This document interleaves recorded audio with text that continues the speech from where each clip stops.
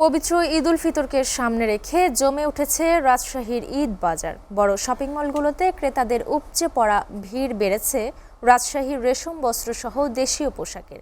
এ বিষয়ে আরো খবর জানাতে রাজশাহী থেকে সরাসরি যুক্ত হচ্ছেন সহকর্মী জাহিদ হাসান। জাহিদ, ঈদের কেনাকাটায় ক্রেতাদের কি কোনো অভিযোগ আছে?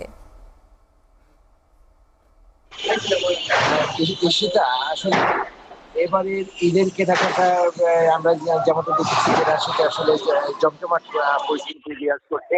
রমজানের শুরু থেকেই কিন্তু এবার ঈদের কেনাকাটায় আমরা মার্কেট গুলোতে কিন্তু লক্ষ্য করেছি যে ক্রেতার সমাগম বেশ চোখে পড়ার মতো। এবং আজকে 22 রমজান, মোটামুটি 15 রমজান পর্যন্ত আমরা দেখেছি যেগুলো আনস্টিচ পোশাকের দোকান, সেগুলোতে কেনাবেচা শুরু হলেও এবং জমজমাট পরিস্থিতি থাকতে পারেও যেগুলো টেইলার গুলো যেগুলো তারা তাদের আসলে অর্ডার বন্ধ করায়। এখন বিশেষ করে লক্ষ্য করা যাচ্ছে যে স্টিচ অর্থাৎ রেডি পোশাকের দোকানগুলিতে কিন্তু আসলে ক্রেতাদের থেকে আমরা বলতে পারি উপচে পড়া ভিড়। বিশেষ করে এর মধ্যে রয়েছে খাদি, শাড়ি, ড্রেস, পাঞ্জাবি, বাচ্চাদের পোশাক এবং জুতো শাড়ির দোকান থেকে শুরু করে আসলে এবার আরেকটি ভিন্ন চিত্র কিন্তু আমরা রাজশাহীর যে ঈদ বাজারে আমরা দেখেছি যে প্রতি বছরই কিন্তু এখানে আসলে ভারতীয় পোশাক, এটা একটি সীমান্ত এলাকা, এখানকার ব্যবসায়ীরা কিন্তু পাসপোর্টের মাধ্যমে ভারতীয় দিয়ে তারা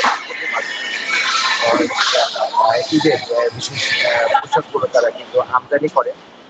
এবার ৫ আগস্টের পরবর্তীতে আসলে ভারতের সঙ্গে একটি সংক্রান্ত বিষয়ে চলতেছে এবং এখানে শুধুমাত্র অন্যান্য বিষয়গুলি দেওয়া হচ্ছে না, যে কারণে যারা যে ব্যবসায়ীরা যারা ভারতীয় মার্কেটের উপর তারা নির্ভর করেন, তারা কিন্তু এবার আমদানি কিন্তু ভারতীয় পণ্য যেগুলো বস্ত্র এবং দেশীয় পণ্যের আমদানি কিন্তু মার্কেটে বেশি এবং ক্রেতাদের উপরে দেখা যাচ্ছে যে আসলে তারা খুব শান্তি, গুণগত মান, ডিজাইন সবকিছু মিলিয়ে কিন্তু আসলে ক্রেতারা ভারতীয় পোশাকের পরিবর্তে এবার কিন্তু পাকিস্তানি এবং দেশীয় পোশাকের দিকে কিন্তু বেশ ঝুঁকছে। এর পাশাপাশি যদি সেটা আমি আইন শৃঙ্খলা পরিস্থিতির কথা বলতে চাই, প্রতি বছরই কিন্তু আমরা আসলে লক্ষ্য করেছি যে ঈদ মৌসুম আসতে পারে মার্কেটগুলোতে ছিনতাই, পকেট মারের যে উপদ্রব বাড়ে। আজকে 22 রমজান, এখন পর্যন্ত ঘটনা কিন্তু সরকার নেই। আসলে আইন শৃঙ্খলা রক্ষাকারী বাহিনী এবার বেশ কঠোর অবস্থানে থাকার কারণেই কিন্তু এমনটি পরিস্থিতি সৃষ্টি হয়েছে।